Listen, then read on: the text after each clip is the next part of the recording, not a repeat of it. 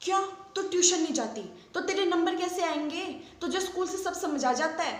Chemistry, maths और physics वो तो इम्पॉसिबल है, वो तो बिना ट्यूशन समझ आ ही नहीं सकती है। और 11th तो चाहे तूने बिना ट्यूशन निकाल ली हो, लेकिन 12th वो तो तू बिना ट्यूशन कर ही नहीं सकती है।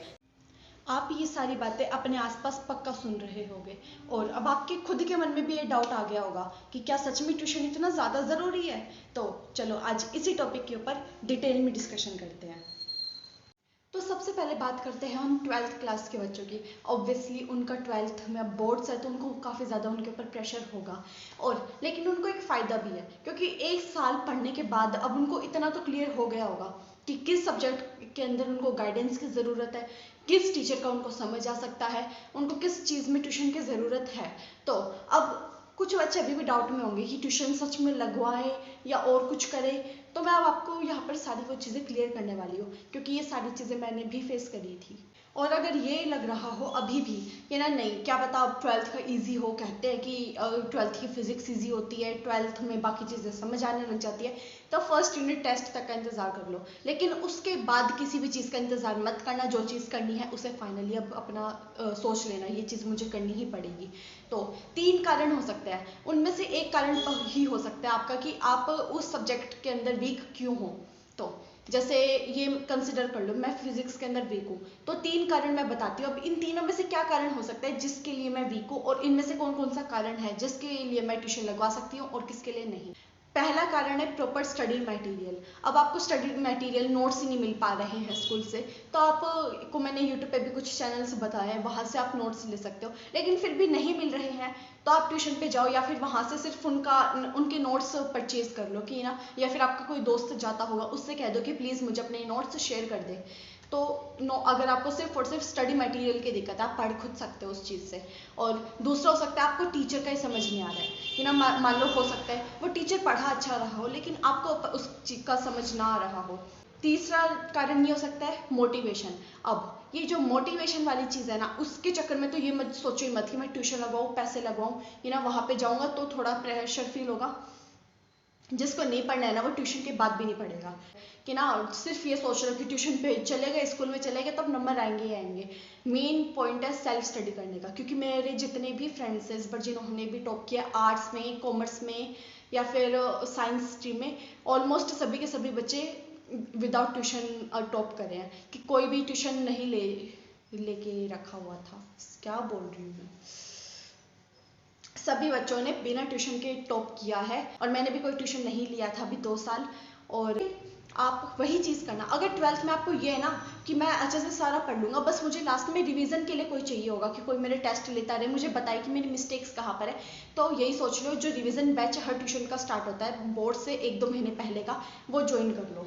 उसकी अभी से बात करके रख लो कि आप कब से ज्वाइन करते हो, उससे पहले का टारगेट बना लो। अब इससे पहले मुझे अपना सारा सिलेबस अच्छे से कवर कर लेना है और फिर डेली जाके वहाँ पर टॉपिक्स रिवाइज करके मैं टेस्ट देती रहूँगी ताकि मेरी प्रैक्टिस होती रहे, कॉन्फिडेंस बिल्ड हो जाए। और इसके अलावा ये 3 कारण में से अगर आपके पहले 2 कारण है ना, स्टडी मटेरियल और टीचर्स, तो आप ट्यूशन जाना, लेकिन मोटिवेशन के चक्कर में बिल्कुल मत जाना ट्यूशन। और एक और चीज़ कि ना, पूरी तरह से डिपेंड किसी पे मत होना, ना ही स्कूल पे और ना ही ट्यूशन पे, क्योंकि मैं 11th में स्कूल पे डिपेंड थी पूरी तरह से। तो उस वजह से मुझे काफ़ी ज़्यादा फिजिक्स में नुकसान हुआ था क्योंकि हमारे लास्ट में एक टीचर चले गए थे, तो 1 महीने तक हमारे स्कूल में कोई टीचर नहीं था और इस वजह से फिर अचानक से सब कुछ ऑनलाइन ढूंढना पड़ रहा था, वरना उससे पहले सारा अच्छे से समझ आ रहा था मुझे। तो उस वजह से मेरे काफ़ी कम आए थे फिजिक्स में 11th क्लास में। और फिर 12th में मैंने गलती नहीं करी थी, मैंने उससे पहले अपने लिए एक दूसरा सोर्स देख लिया था ऑनलाइन कि यहाँ से मैं कर लूँगी। मैंने सिर्फ फिजिक्स के लिए लिया था वो, ताकि मेरे को जो भी टॉपिक स्कूल से समझ नहीं आ रहा है मैं वहाँ से कर लूँ। अब मैं पूरी तरह से नहीं उस पर डिपेंड थी और ना ही इस पर। तो आपको अब अपने सेल्फ एनालिसिस करनी है और यही देखना है कि आप कौन सा सब्जेक्ट खुद कर सकते हो और कौन से के लिए आपको सच में ट्यूशन की ज़रूरत है। और बुक्स जो मैंने करी थी वो मैं आपको अलग से एक वीडियो में समझा दूंगी। और रही बात 11th की, अब 11th में 2 केसेस हो सकते हैं। पहला, अगर आप स्टार्टिंग से ट्यूशन लेते आए हुए ना, तो अभी ट्यूशन ले लो, ट्यूशन से ज़्यादा अच्छे से प्रैक्टिस कर पाते हो। और दूसरी चीज़ यहाँ पर ये हो जाएगी कि आप ट्यूशन का फ़ायदा होता है। अब 11th में ना, जैसे हमारी क्लास में तो ये चल रहा था कि जो ट्यूशन पे बच्चे जाया करते थे वो हमारी क्लास में जो टॉपिक चल रहा है उससे आगे हुआ करते थे। जैसे शाम को उन्होंने आज ही जो टॉपिक किया है अगले दिन स्कूल में वही टॉपिक करा रहे हैं, तो उनको काफ़ी ज़्यादा बेनिफिट होता था इस चीज़ का। और अगर आपको लगता है आप फाइनेंशियली इतने हो स्टेबल कि आप आराम से ट्यूशन जा सकते हो तो जाओ, पर ये हो कि टाइम वेस्ट मत होना। क्योंकि मैंने ट्यूशन इसलिए नहीं लिया था क्योंकि मुझे ये था, दूर भी काफ़ी था मेरे घर से, और उसके बाद मुझे ये था वहाँ पे काफ़ी सारे मेरे ही स्कूल के बच्चे मिलेंगे, वहाँ पर फिर मैं थोड़ी डिस्ट्रैक्ट हो जाऊँगी, बातें करूँगी और अलग अलग स्कूल, तो इसलिए मैंने ट्यूशन नहीं लिया था। क्योंकि पहले से समझ के रखो आपकी कमज़ोरी क्या है। अब मेरे को पता है ना मेरी कमज़ोरी ये है कि कोई मुझे थोड़ा सा भी कुछ बोलता है तो उसके बाद मैं परेशान हो जाती हूँ, तो इसलिए मैंने पहले से अपने आप को थोड़ा सा दूर रख रखा था। ये ना वहाँ पे जो बच्चे आ रहे हैं मैंने पहले देख लिया था कौन कौन बच्चा उनसे मेरी बनती है या नहीं बनती है, उस हिसाब से मैं नहीं गई। लेकिन ये भी नहीं कि सिर्फ उनके चक्कर में मैं नहीं गई, मुझे इतना था अपने ऊपर कि मैं बिना ट्यूशन कर सकती हूँ, इसलिए मैंने ना ही 11th में लिया है ना ही 12th में ट्यूशन लिया है। स्टार्टिंग से ना ट्यूशन मत जाने लग जाना 11th क्लास में, एक बार बैठो, ट्राई करो, खुद सॉल्व करने की कोशिश करो, चीज़ें स्कूल से समझने की कोशिश करो। स्टार्टिंग में ये मत सोचो कि मैं ट्यूशन लगवा लूँगा। और सबसे अहम बात यह है कि ना तीनों के तीनों सब्जेक्ट का ट्यूशन मत लगवाना, ज़्यादा से ज़्यादा एक नहीं तो दो। अब तीनों की तीनों सब्जेक्ट ही आप अगर ट्यूशन पे डिपेंड हो जाओगे ना तो काफ़ी ज़्यादा नुकसान है। एक ना एक स्ट्रॉन्ग अपना सब्जेक्ट ऐसा रखो जो कि आप सिर्फ स्कूल से ही समझ सको। और आई थिंक 2 सब्जेक्ट बच्चा ऐसा कर सकता है कि वो खुद स्कूल से समझ ले। देखो अगर आप बात करो मैथ्स की, मैथ्स में अगर आपको सिर्फ बोर्ड्स की प्रिपरेशन करनी है ना तो आप एलिमेंट्स से कर लो, वो काफ़ी हो जाएगी। और स्कूल में टीचर पे डिपेंड करता है। अब हमारे बहुत ज़्यादा अच्छे टीचर थे मैथ्स के, तो इसलिए सारे मोस्टली किसी बच्चे ने मैथ्स का ट्यूशन लगवाया ही नहीं था। और उसके बाद केमिस्ट्री, केमिस्ट्री तो ऐसी चीज़ है आप ना ऑनलाइन भी और एनसीईआरटी पढ़ोगे ना तो उससे आपको खुद समझ आ जाएगा। केमिस्ट्री के लिए आपको इतने ट्यूशन की ज़रूरत नहीं है। और लेकिन फिर भी आपको लगता है ना तो सिर्फ जो टॉपिक में आपको वीकनेस है ना कि मतलब मेरे को तो फिजिकल केमिस्ट्री समझ नहीं आ रही है, या फिर फिजिकल केमिस्ट्री में भी कोई एक स्पेसिफिक चैप्टर है वो मेरे को समझ नहीं आ रहा है, तो सिर्फ उस चैप्टर के लिए ट्यूशन जाओ। वहाँ पर टीचर को बता दो मुझे सिर्फ ये चैप्टर समझना आपका, तो आप ये जब समझाओगे बाकियों को तो मुझे भी बुला लेना। तो ये चीज़ कर सकते हो ताकि आपका टाइम वेस्ट भी ना हो, पैसे भी वेस्ट ना हो। तो हमारे टीचर ने बताया था आपको जो टॉपिक समझ नहीं आते सिर्फ वो ट्यूशन पे जाके उनसे क्लियर करा लो अपना, बाकी सारे के सारे जो टॉपिक आपको आते हैं वापस वापस वहाँ जाके करने की ज़रूरत नहीं है। अपने दोस्त के चक्कर में तो कहीं मत जाना, ये मत सोचना मेरे दोस्त तो वहाँ जा रहा है वो तो मेरे से आगे निकल जाएगा या ऐसा कुछ हो जाएगा, ऐसा कुछ भी नहीं है। ट्यूशन वाले बच्चे भी पीछे रह जाते हैं और आपकी खुद के ऊपर डिपेंड करता है। आप खुद देखो, ये मत सोचो कि ना अच्छा मेरी तो क्लास के सारे बच्चे ट्यूशन जा रहे हैं और उन्हीं के जा रहे हैं, उन्हीं के बच्चों का आता है, तो एक खुद के अंदर चैलेंज रख लो कि ना मैं नहीं जाऊँगा ट्यूशन और ज़्यादा नंबर ला के दिखाऊंगा वहाँ के बच्चों से। अगर लगता है आप इतने कैपेबल हो, हाँ सबसे पहली चीज़ यही है कि हमेशा सेल्फ स्टडी के ऊपर ही डिपेंड रहो। किसी भी चीज़ पर ये मत सोचो कि मेरे को ट्यूशन के बिना ये चीज़ मेरी हो ही नहीं सकती है। बहुत सारे बच्चे हैं और ज़्यादा से ज़्यादा अगर आपको फिर भी लगता है ना मेरे को ट्यूशन चाहिए लेकिन मेरे को डिस्ट्रैक्शंस नहीं चाहिए ट्यूशन वाली, तो आप कोई ऑनलाइन बैच ले लो।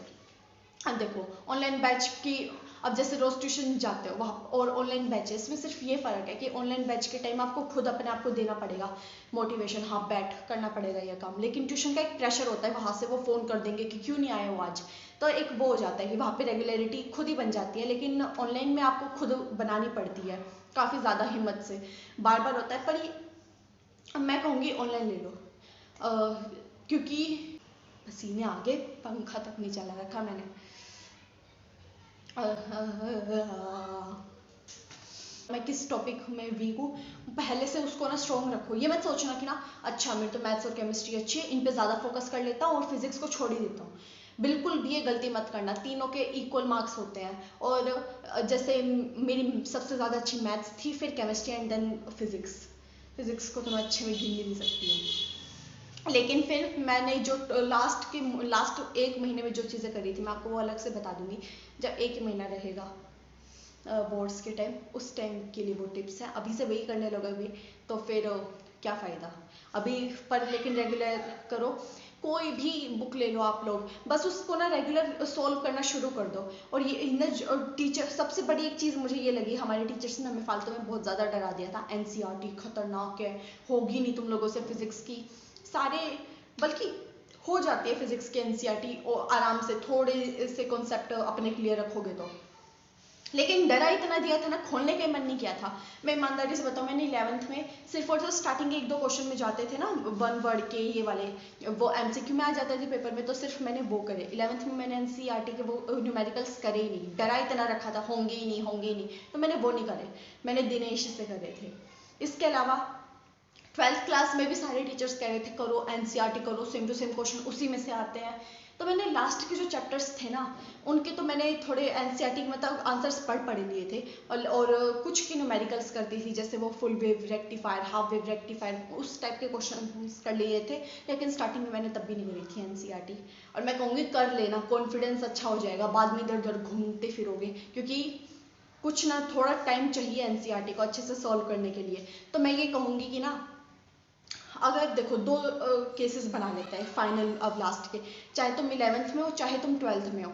सबसे पहले कोई अगर ट्यूशन जा रहे हो तो फिर ट्यूशन पे जाओ, उस टॉपिक को अच्छे से पढ़ो, आकर उसको तब के तब रिवाइज करके उसके न्यूमेरिकल्स निकालो अपनी किसी भी बुक से जो भी आपने ले रखी है उसके इजी, ठीक है। और अगले दिन स्कूल में अगर वही टॉपिक सेम होता है, उसको करने के वहाँ पे आपका वापस से रिवाइज हो जाएगा, टीचर अलग से कुछ न्यूमेरिकल्स कराएंगे। उसके बाद स्कूल की ही रिसर्च में बैठ के एनसीईआरटी के क्वेश्चंस कर लो, और जिसमें डाउट आता है वो तब के तब अपने टीचर के पास जाओ और सॉल्व करा लो, ठीक है। और दूसरा केस है आपने ट्यूशन नहीं लगवा रखा है, ऑनलाइन कोई भी चैनल ढूंढो, मैंने बता भी दिया आपको काफ़ी चैनल्स, तो उनमें से किसी से भी वो टॉपिक खुद वहाँ से पढ़ लो, या फिर खुद पढ़ सकते हो तो खुद पढ़ो, उस वहाँ से पढ़ के स्कूल में वापस रिवाइज हो जाएगा, और फिर तुम्हें सेम चीज़ें करनी है वहाँ पर, जिस टाइम पढ़ रहे हो उस टाइम न्यूमेरिकल्स कर लो, और फिर स्कूल में एनसीईआरटी करते रहो और टीचर से चेक करा लो। और बल्कि ना किसी टीचर को बता भी दो, मैम आप मेरा चेक कर लिया करो, कि ना मैं इतना इतना काम करूँगा आप, ताकि ना फिर तुम्हारे भी एक अंदर से हो जाएगा, हाँ भाई मैम मेरा चेक करती रहेंगी बार बार में काम, तो मुझे ये काम करना होगा, ठीक है। ये चीज़ है। और हमेशा ये मेरी सबसे इम्पोर्टेंट चीज़ जो मैंने सीखी इन 2 साल में, टीचर से आगे रहो, बहुत ज़्यादा आगे मत रहो। ये मत करो कि ना अगर टीचर चैप्टर 3 पे चल रहा है तो तुम चैप्टर 7 पे पहुंच चुके हो करते करते, कोई फ़ायदा नहीं है उस चीज़ का। मैम वो कुछ कराएंगे, तुम कुछ करोगे, एकदम कन्फ्यूज़ हो जाओगे। ज़्यादा से ज़्यादा ये करो कि ना चैप्टर 3 में अगर वो स्टार्टिंग के टॉपिक पे है तो तुम लास्ट टॉपिक तक पहुंच चुके हो, तो फिर तुम पूरा अच्छे से रिलेट कर पाओगे चीज़ों को। और बहुत ही एडवांस चलने की आदत हो रखी है तो सिर्फ एक चैप्टर आगे चलो, लेकिन बहुत ज़्यादा आगे नहीं चलना, और मैडम से पीछे तो बिल्कुल ही मत चलना। ये मत सोचना कि अरे मैम ने तो ये चैप्टर 2 दिन में करा दिया, तो मैं फिर इस चैप्टर को एक बार छोड़ देता हूँ, पीछे के चैप्टर को वापस से क्लियर करने बैठ जाओ। स्कूल में जो काम हो रहा है उसे अच्छे से उसी टाइम करने लग जाओ। जैसे पीछे का कोई बैकलॉग रहता है, ये मान लो तुम एक दिन अपसेंट हो गए थे, चैप्टर 2 का तुम्हारा लास्ट का एक टॉपिक रहता है और मैम ने चैप्टर 3 करा दिया, लेकिन तुम वो नहीं सुन रहे हो ये सोच के कि चलो पहले मैं चैप्टर 2 क्लियर करूंगा फिर ये करूंगा। बहुत बड़ी ब्लंडर मिस्टेक है ये। मैम जो करा रही है उसको साथ के साथ करते रहो, उसे बैकलॉग में अपना एक नोट डाउन कर लो, ये टॉपिक मेरा रहता है, और टीचर से रिसर्च में पूछ लो, नहीं तो ऑनलाइन देख लो, या फिर ट्यूशन जाते हो या अपने किसी फ्रेंड से समझ लो, लेकिन उस टॉपिक के चक्कर में मैडम से पीछे नहीं रहना है, और स्कूल का होमवर्क डेली के डेली करना है। ये मत सोचना, क्योंकि ना आपके टीचर्स, मैं कई बार बता चुकी हूँ, वो भी एक स्ट्रेटेजी डेली बना कर आते हैं कि ना बच्चों का किस तरह से इस टाइम तक मैं सिलेबस कंप्लीट करा दूँ, उनकी रिवीजन हो जाए। तो वो काफ़ी ज़्यादा इंटेलिजेंट की बात मान लिया करो। अगर वो कह रहे हैं ना ये चैप्टर याद करो, ये मत सोचो मैम तो ये फालतू में पीछे पड़ी हुई है, मैं तो बाद में याद कर लूँगा, या फिर मैं तो ना मैम से अलग चल के दिखाऊंगा, मैम ये कर रही है तो मैं वो करूँगा। मेरी क्लास में बच्चे करते थे, और एक सबसे बड़ी गलती है, जो टीचर करा रही है वही चीज़ करो उस टाइम, ठीक है। बस मैं थक गई, बाय। आई होप आपको ये टिप्स अच्छी लगी होंगी, और अगर अच्छी लगी हैं तो please like share and subscribe this channel. और आपको और जिन टॉपिक्स के ऊपर वीडियो चाहिए वो मुझे कमेंट में बता देना। और बस मैं जा रही हूँ, बहुत गर्मी हो गई है, बाय।